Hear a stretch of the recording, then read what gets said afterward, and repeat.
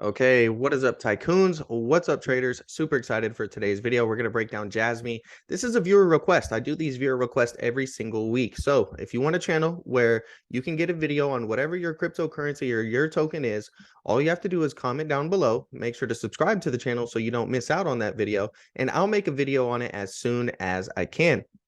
We're going to jump straight into it and go over our daily chart, okay? Because that is the time frame that I use for these videos. It's one of the best time frames to really start out at, okay? A lot of times when you look at the smaller time frames, you can get confused by some of the price action and really miss out on some of the bigger picture, okay? So we're going to hop right into it and break down what's going on. So in my last video, I went ahead and went over the ABC structure to the upside that we potentially could be seeing and what we were looking for, okay? And we did blow through our price targets up here. We have this red supply zone. All right. And now a supply zone is simply an area where there's an imbalance of sell orders. All right. Meaning that price gets pushed back down lower. So we were looking to see if we were going to be able to break out past this supply zone or if we were going to find resistance. Okay. It's like an area of resistance, but rather than using one level of resistance in particular, you're using an area. All right. Where there's been an imbalance of sell orders pushing the price down lower. As you can see, we exploded right through that.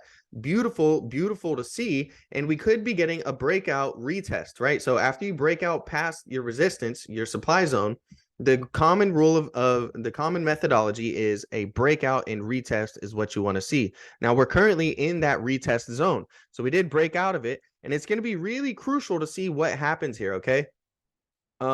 If we can find support in this area, then we could change this from an ABC, all right, actually to a 5-wave impulsive structure. That would be really interesting to see, right? If we can get a 1, 2, 3, and then find support here, get a 4, then we can possibly come up here and hit some of our bullish price targets to the upside.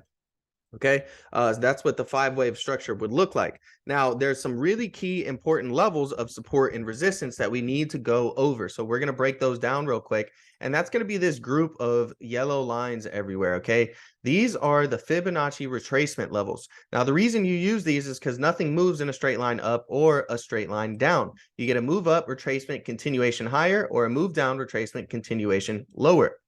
That's how you spot trend continuation. Now, you can also spot trend reversals when you move up, move down, consolidate, and break through those retracement levels. That's a potential reversal to the downside, as well as reversals to the upside. So if you move down, retrace, consolidate, and break through those retracement levels, you can spot a retracement to the upside. We just recently actually did that very, very well. So if you look, we were in a downtrend, right, where we're moving down, retracing, rejecting our 50% retracement level, and then continuing that trend and making lower lows. And then we did it again. We came down, we retraced up to the 38.2, and then we made a lower low. Well, most recently, we had the move down. We moved up, consolidated, guys, and then broke through our retracement level and got a reversal where we made a high and then a higher high. So it's going to be really interesting to see, can we keep up that momentum, right? We did a very good job. I explained in the last video of we needed to hold these support levels, our retracement levels of support after we had that move to the upside. We came down, we found support above our 50% retracement level, and we were able to push up to our supply zone, break through that target, and get a really strong wave 3 up. So this could be done. This move could be finished, and it was simply a 3-wave move to the upside, and we could potentially be heading back down. Or if we find support, these are our 3 major retracement levels that we need to hold now. Those are 0.006871, 0.006410, and 0.005949. Now notice how these correlate with our previous supply zone as well. So we're looking to see if we can get a breakout, retest, and then continuation higher. If we do, our bullish price targets to the upside are going to be 0.009, 0.00989, and then also 0.0109. But we have some work to do, guys. Okay, now what are some other things that we can look at besides just price level and support and resistance? You can take a look at the MACD as well as the RSI. These are 2 useful things that you can use to help understand price action and, really help predict some future bullishness or some future bearishness. So we really want to see, again, us hold support here at these levels to potentially get a move up higher. If we come down, consolidate, and break through these levels, most likely we're going to be retesting some of our previous lows here on the chart. So be very mindful of these major support levels that we're testing right now. We've really been breaking through them and not finding support, but we haven't tested our final level yet. So it'll be interesting to see what happens there. Now, when it comes to the MACD, you can use the MACD to spot entry and exit signals, okay? So an entry signal is going to be this red line here crossing above the blue line. If you get an entry signal, typically that's what traders use the MACD for, to look for an entry. If you see the red line cross above that blue line there. Now you can also use the relative strength index, like I mentioned. Okay, so we're going to go over divergence now. All right. So if you look here, we have a series of lower lows, right? We have a low, we have a lower low, we have a lower low. If you look at your RSI at this point, we have a low, we have a higher low, and then we have a higher low again. So right here, we formed bullish divergence, and we started to see that the relative strength index was making higher highs, building relative strength, while the price of the token was making lower lows, going lower in price. That term is known as bullish divergence, and it's an indicator you may see some bullish activity. It's not 100% guarantee, and you can't predict whether you're going to get a 5% move, a 20% move, or a 100% move. If you take a look, we did get a nice move up there, and we'll go ahead and measure that move out real quick for you guys. But from those lows to the highs was about a 40% move off of the bullish divergence. Now look at what happened shortly afterwards. Right after our bullish divergence signal over here, okay, where we made the low, the higher low, and then the higher low, we also got a MACD crossover to the upside, right? So now you had two signals indicating that we could see some bullish activity. Over here, what do? We end up breaking that trend line. So once you break the bullish divergence trend line, it's a sign you're going to see a big move to the downside. So we break the bullish divergence trend line right here, and then we also get the red line cross below the blue line on the MACD right here as well. And look what happens. We get a sharp move to the downside. All right. But if we, keep using these same strategies, what are we seeing? We have a low, we have a lower low, right? So clearly price of the token been in a downtrend.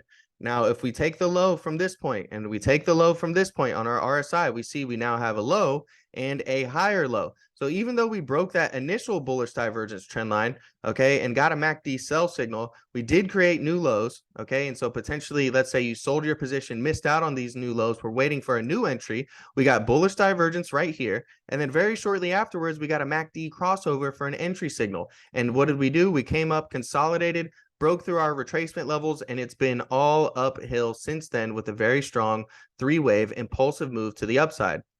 Now, in my last video, I told you guys, I said, hey, we do need to be a little bit cautious. And I told you what you wanted to look for a breakout.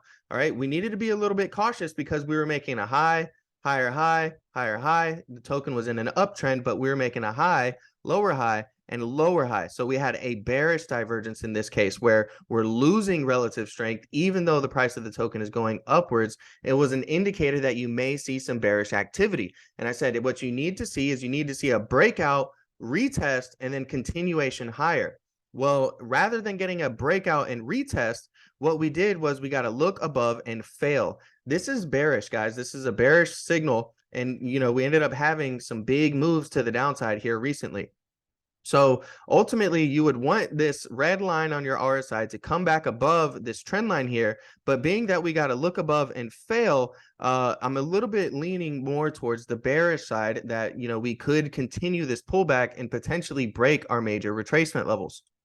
Now, with all of that being said, we still have our initial bullish divergence trend line down here that we could potentially bounce at, right? So if we want to see if we do head downwards and we lose relative strength, we want to see us bounce off of this initial bullish divergence trend line and really keep some of the momentum going and potentially help the price go back up. Now, look at what the MACD is doing right now. The MACD is also sharply curving downwards. So if this thing goes below and the red line crosses below this blue line, that could be a really big warning signal that we're about to get a reversal and break our major retracement levels. So these are the two things that I would pay lots of attention to, as well as the major retracement levels of support that I gave you guys earlier. We want to see a breakout, retest, and continuation higher. If we break through these levels, most likely we're going to end up getting a reversal to the downside and test some of our previous lows.